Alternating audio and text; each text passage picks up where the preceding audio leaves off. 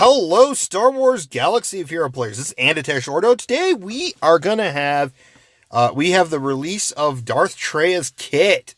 Exciting, and we do have 100% confirmation. Well, we already knew that, but from the Scion event that Traya is going to be the reward character for the raid, which that means it's going to probably take 3 to 6 months, give or take, to get her, 3 to 6 months before we start seeing her in arena. We'll even see if she's viable at, 5-star right off the bat. I'm assuming she will be, as long as you gear at least gear 11 her. Obviously can't gear 12 her until she's 7-star. But for the most part, yes, she won't be out into the meta until... So once she starts getting released, that's when we will start probably seeing a meta shift, because in the next 3 to 6 months, a few things that there was mentioned through some of the other game changers like Arnold T, Mobile Gamer, they say that she's or not her, but the raid itself is going to be, they're trying to prevent it to being easily soloed so that you can't instantly solo the raid. Because if you can solo the raid, then that just, yeah. So they made it to where the raid is unsoloable. Gee, say that 5 times fast. And so that means, and it's going to take a bit for every guild to get used to seeing where their guild is comfortable up until they get up there. Also, I think it was Mobile Gamer actually asked the developers if there's going to be a possibility of Gear 13 or level 90. And the developers said no comment, which means there's a very possibility that we're probably going to be going to level 90 more than Gear 12, because we just recently got Gear 12 around 6 months ago. Gear 12 probably will last for another probably year and a half, give or take, in my estimation, but who knows really where that would be. But yeah, sorry about that. I just wanted to, clarify that info. Also, with the raid, it's going to be Nihilus, Scion, and then Traya. And then, of course, Traya's form is going to be similar to kind of like the raid, or when you hit the door on the Rancor, where you destroy the 3 lightsabers, then you can take her down, and then she resummons her lightsabers and starts again. But I like Traya. I really like, Traya so far. It's kind of interesting. I don't know. I was kind of mad on the idea of having her be a Sith, because I did a video a while back, talking about Darth, Traya, and Kraya, that was another character I was assuming that would also come to the game around this time.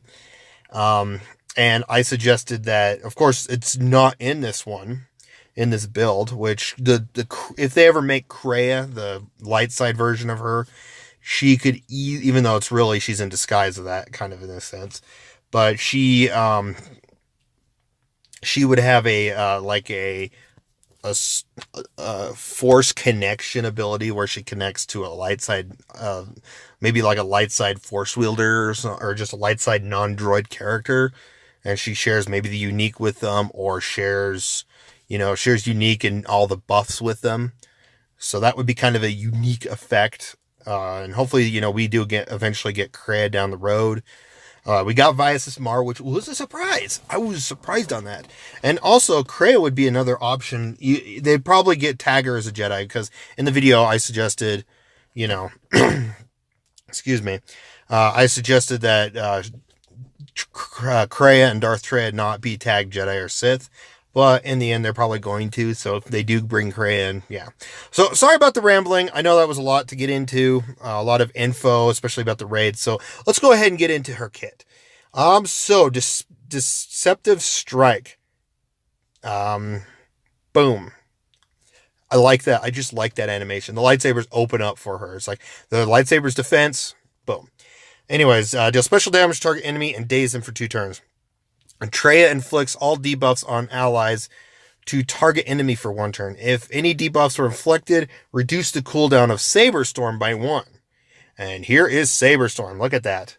Man, this is insane. This is kind of almost like a Grievous type effect, but using the Force. Lightsabers aren't connected, and that's deadly to even fight against, floating lightsabers. It's like if a knight in in the medieval times had to fight against floating swords from like some sorcerer. Not that they had to in real life.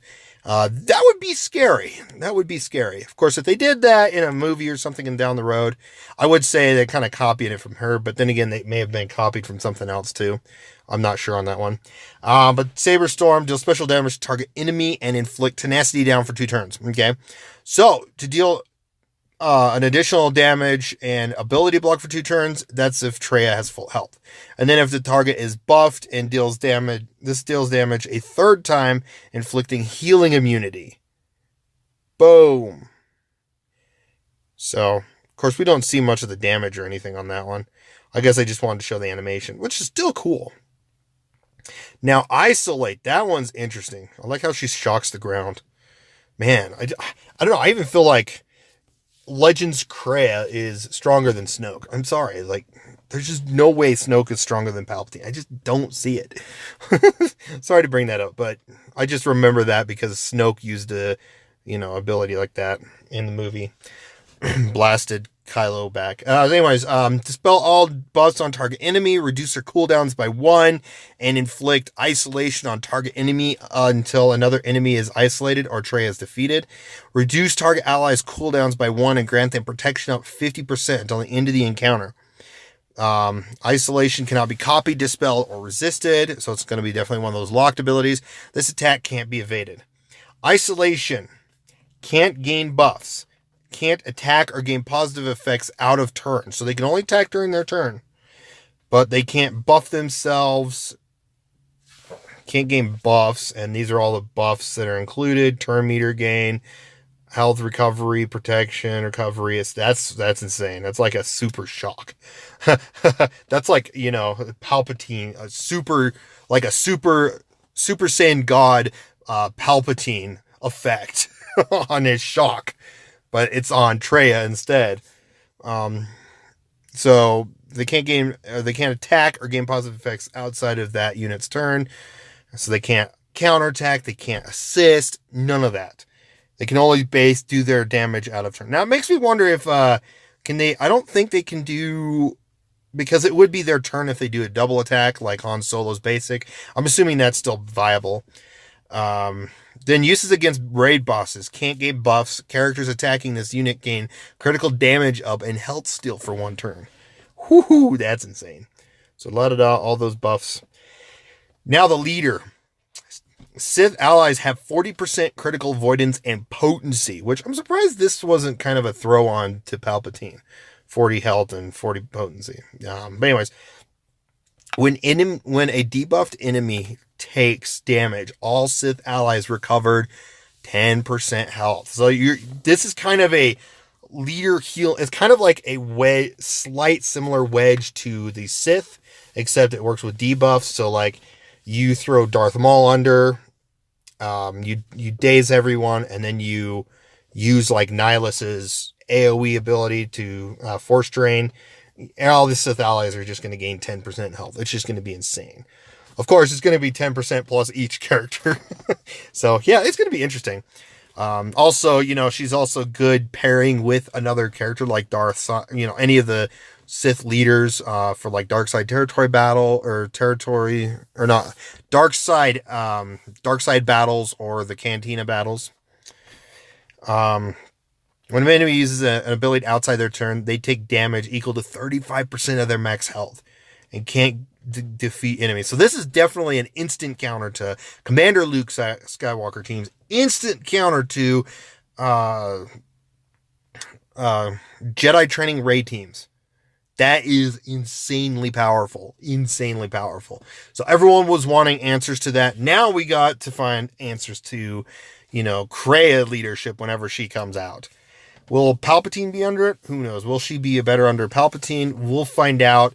Obviously, the game changers that have test accounts will definitely be testing them out. I don't know if they'll be able to test out Traya right away. They might. Hopefully, they should be able to, I'd assume. But anyways, whenever an enemy gains a buff outside their turn, they lose 50% offense until the end of their next turn. That's insane. Lose a lot of damage. and then they're unique. Final text Zeta, whenever an ally suffers a debuff, Darth Traya gains 10% bonus protection stacking until the end of her next turn. At the start of each Sith ally's turn, Traya dispels all debuffs on them and deals damage equal to 5% of their max health for each debuff dispelled. Ooh. When allied Darth Nihilus or Scion are critically hit or inflicted with a debuff, she gains 12% offense stacking for 2 turns. Wow. So if Scion's tanking, he's going to be hit with critical damage. He'll probably be stunned a few times.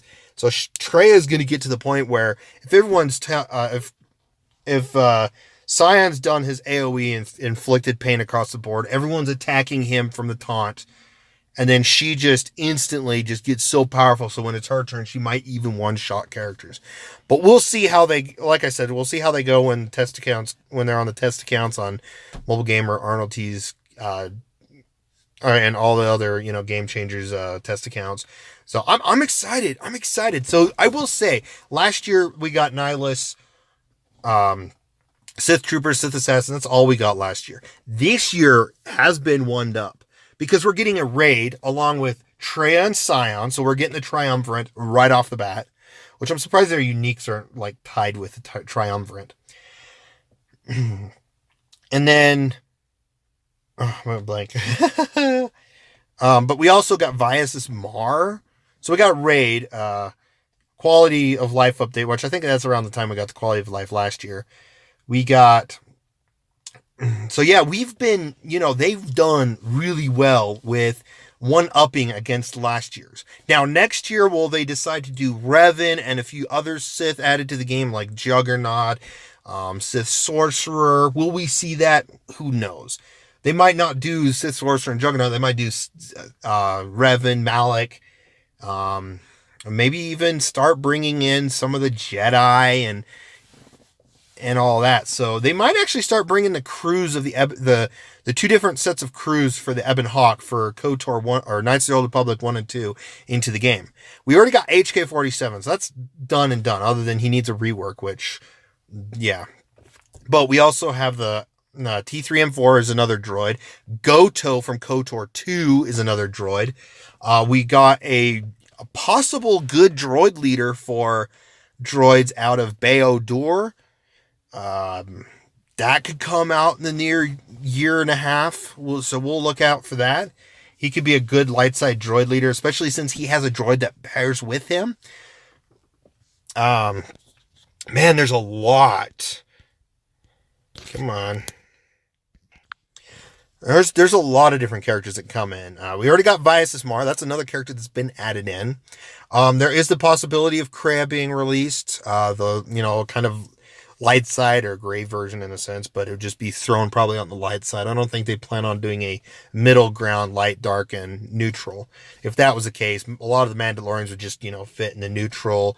A lot of the scoundrels, technically, if when this new Han Solo movie comes out, Han Solo could probably be a debatable neutral character, because he is a scoundrel. Some of the bounty hunters could be moved over to neutral, but they'll probably stick with dark light. But going on, there's Bao-Dur, a great droid leader for that. Then we got Goto, HK, and T3. Well, we already have HK, but T3 and 4. Those would be 2 droids coming into the game from teams. Now, we got 2 versions of Canderous Ordo, which means that, if they decide to bring Canderous Ordo out and Mandalore the Preserver, I think that's his title. That means, we would probably get some Mandalorians. Canderous Ordo's time frame, the Canderous Ordo from Knights of the Old Republic 1 or KOTOR 1, he was a bounty hunter, so he would instantly be tagged as a bounty hunter, as well as a Mandalorian, dark side. Mandalore the Preserver was also a dark side kind of character. So seeing those 2 being a possibility in the next year and a half, hey, So Knights of the Old Republic, we're getting one of the best Star Wars role-playing games, literally, well, at least single player, nothing doing with online, role-playing games ever of characters. It's awesome, and it's exciting. So will we see more in the next year and a half? I hope so. We get Revan, Malak. We could even get Calo Nord as another bounty hunter. We can get, man, I'm trying to think of all the different ones. Like we would get Juhani as a Jedi. We would get Jolie Bendo as a Jedi. They're kind of meh. Mira, the bounty hunter.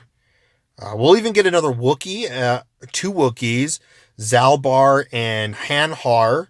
We'll get those 2, especially since Zalbar and Mission, they would be scoundrels. I can easily see them being light side scoundrels, and they would pair together with each other. So, and eventually, hopefully, just as a tag for a lot of these crew members of the Ebon Hawk would be a tag called Ebon Hawk Crew. Just Ebon Hawk Crew. Because there's so many of them. Like we already got a couple of them in the game right now. Viasis once Viasis gets released, and HK-47. Down the road, if they release Traya and all the other ones, Ebon Hawk Crew members, boom, done and done. So yeah, I'm excited. I'm excited for, Galaxy of Heroes. It's fun. And that's why one of the reasons why I'm kind of sticking around with it on YouTube is because there's going to be a lot of stuff coming up. And, maybe I reach some audiences that the others don't, but I don't see that because how popular the other game changers or YouTubers are for Galaxy of Heroes. But, having my thoughts and opinions on the game, I feel like, could eventually down the road help with the developers. I'm hoping that kind of thing. I'm sure, Mobile Gamer Arnold T has kind of helped with that in a sense. They've for sure helped with it. So, but yeah, we'll definitely pay attention to that. Sorry that was lengthy after the finish of the kit reveal. So let me know in the comments below what you guys think about the kit reveal of Traya. Are you guys excited about what is to come of Galaxy of Heroes, especially from the KOTOR line? I feel like it's great that they're bringing KOTOR characters, KOTOR 1 and 2, into the game. Mostly we got KOTOR 2/HK. HK is kind of both games. But, of course, hopefully he gets a rework so that he's actually needed for Revan. Hopefully, this is kind of my hope. Maybe between now and December, we get a month where they release KOTOR 1, KOTOR 1, I'm going to definitely cover this in another video too, but KOTOR 1 Ebon Hawk crew members, and you need the Ebon Hawk crew members to unlock Revan. I feel like that would be the best way to unlock Revan. So you need, there's like a tier where you have HK T3 working together. Then you got Juhani and Jolie, and then you got Bastila and Karth. Then you got Hanhar and Zalbar and Mission. And then you got a few different missions here and there with each of them. So like when you run into them, unlock. And then once you get to the 7th tier, you unlock. And this would be a good story mission too. Like you kind of like they would add like probably for the 7 different tiers of the mission, 7 different maps. So from KOTOR line. So, but yeah, that's something to pay attention to. Again, sorry for the length of the video. I just wanted to get a lot of my thoughts out and, what I like about what's happening in Galaxy of Heroes. So again, thanks for watching. I really appreciate it. You guys have a wonderful day, and please definitely let me know what you guys think about the KOTOR line of characters coming out. And again, have a wonderful day.